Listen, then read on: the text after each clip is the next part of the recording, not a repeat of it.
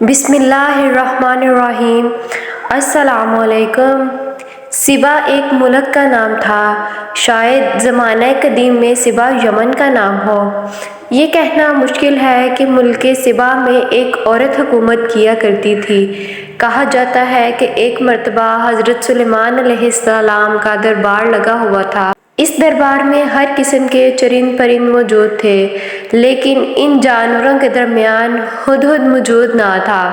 حضرت سلیمان علیہ السلام کو ہدہد کے حاضر نہ ہونے پر کچھ پریشانی ہوئی۔ وہ چاروں طرف نظر دوڑا رہے تھے اور ہدہد کو تلاش کر رہے تھے۔ اچانک ہدہد حاضر ہو گیا۔ حضرت سلیمان علیہ السلام نے دیر تک غیر حاضر رہنے کی وجہ دریافت کی۔ ہدہد نے بتایا کہ ملک سبا میں ایک عورت حکومت کرتی ہے۔ وہ اللہ کے دین پر یقین نہیں رکھتی، وہ آتش پرست ہے، اس کے پاس کثیر فوج ہے، وہ عالی شان محل میں رہتی ہے، خدمت کے لیے بے شمار غلام ہر وقت حاضر رہتے ہیں۔ حضرت سلیمان علیہ السلام نے ہدہد کی باتیں غور سے سنی اور کہا کہ میں یہ جاننا چاہتا ہوں کہ جو کچھ تم کہہ رہے ہو سچ ہے یا جھوٹ۔ چنانچہ آپ علیہ السلام نے ملک سبا کے نام ایک خط لکھا۔ آپ علیہ السلام نے سب سے پہلے بسم اللہ لکھا اور یوں تحریر کیا: یہ خط سلیمان علیہ السلام کی طرف سے ہے۔ میں اللہ کے نام سے شروع کرتا ہوں جو سب سے بڑا مہربان اور بہت بڑا رحم والا ہے۔ تم اپنی سلطنت پر غرور اور سرکشی نہ کرو، پہلے تم اللہ کی فرمانبرداری کرنے کا عہد کرو، پھر میرے پاس چلی آؤ۔ آپ علیہ السلام نے خط ہدہد کے حوالے کیا اور بولے کہ یہ خط اس کے سامنے ڈال دو۔ ہدہد نے ایسا ہی کیا۔ ملکہ نے خط اٹھا کر پڑھا اور درباریوں سے کہا پڑھ کر سناؤ، اور ان سے رائے طلب کی کہ اب کیا کرنا چاہیے۔ دربار میں حاضر تمام لوگوں نے ایک رائے ہو کر کہا ہم طاقتور ہیں، اس لیے خوفزدہ ہونے کی ضرورت نہیں، ہم سلیمان علیہ السلام کا مقابلہ کرنے کی طاقت رکھتے ہیں۔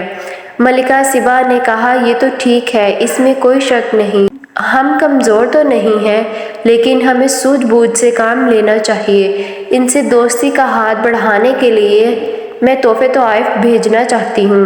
اگر انہوں نے ہمارا تحفہ قبول نہ کیا تو میں سمجھوں گی کہ وہ پیغمبر ہیں۔ پیغمبروں کو مال و دولت کی ہوس نہیں ہوتی۔ اگر انہوں نے تحفہ قبول کیا تو میں سمجھوں گی کہ وہ صرف بادشاہ ہیں۔ بادشاہوں کو ملک گیری کی ہوس ہوتی ہے۔ میں اس بات سے خوفزدہ ہوں کہ بادشاہ جس ملک میں داخل ہوتے ہیں وہاں تباہی مچا دیتے ہیں، ہر چیز کو تباہ و برباد کر دیتے ہیں۔ ملکہ نے یہی سوچ کر تحفے طائف بھیجے۔ تحفوں کا سامان لے کر خادم حضرت سلیمان علیہ السلام کی خدمت میں حاضر ہوا تو آپ علیہ السلام نے فرمایا کہ میرا مقصد یہ نہیں جو ملکہ نے سمجھا ہے، میرے پاس دولت و حشمت کی کمی نہیں ہے، خدا نے مجھے بہت کچھ دے رکھا ہے۔ میں چاہتا ہوں کہ ملکہ میرے حکم کی تعمیل کرتے ہوئے میرے پاس چلی آئے۔ اگر اس نے میرے پاس آنے سے انکار کیا تو میں لشکر لے کر پہنچ جاؤں گا، ملکہ کو رسوائی اٹھانی پڑے گی۔ خادم نے حضرت سلیمان علیہ السلام کا پیغام ملکہ تک پہنچا دیا۔ ملکہ نے روانگی کے لیے تیاری شروع کر دی۔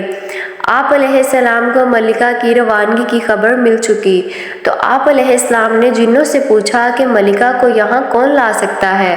ان میں سے ایک جن نے کہا میں پلک جھپکتے ہی ملکہ کو حاضر کر سکتا ہوں۔ آپ علیہ السلام نے اجازت دی تو ایک جن تخت سمیت ملکہ سبا کو لے آیا۔ حضرت سلیمان علیہ السلام نے اللہ کا شکر ادا کیا اور حکم دیا کہ اس تخت کی شکل بدل دی جائے۔ جب ملکہ دربار پہنچی تو اس سے پوچھا کہ کیا تیرا تخت بھی ایسا ہی ہے؟ اس نے کہا یہ تو وہی ہے۔ حضرت سلیمان علیہ السلام نے اپنے محل کو حیرت انگیز طریقے سے بڑی حکمت کے ساتھ تعمیر کیا۔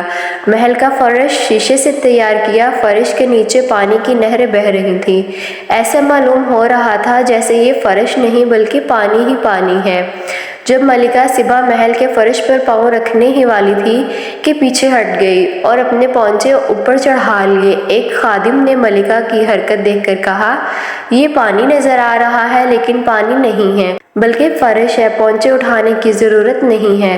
ملکہ یہ عجوبہ دیکھ کر دنگ رہ گئی اور کہنے لگی اے پروردگار میں نے اپنی جان پر ظلم کیا ہے، میں سلیمان کی بات مانتی ہوں، اللہ ہی تمام کائنات کا رب ہے۔ ملکہ سبا حضرت سلیمان علیہ السلام پر ایمان لے آئیں اور آپ علیہ السلام سے نکاح کر لیا۔ محترم ناظرین، امید کرتی ہوں آپ کو یہ واقعہ پسند آیا ہوگا۔ ویڈیو اچھی لگے تو ویڈیو کو لائک کر دیں اور پلیز میری ریکویسٹ ہے چینل کو سبسکرائب بھی کیا کریں اور بیل آئیکن کو پریس کر لیں تاکہ ایسی اچھی اسلامی معلومات آپ تک پہنچتی رہے۔ اللہ رب العزت آپ کر میرا حامی و ناصر دعاؤں میں یاد رکھے۔ اللہ حافظ۔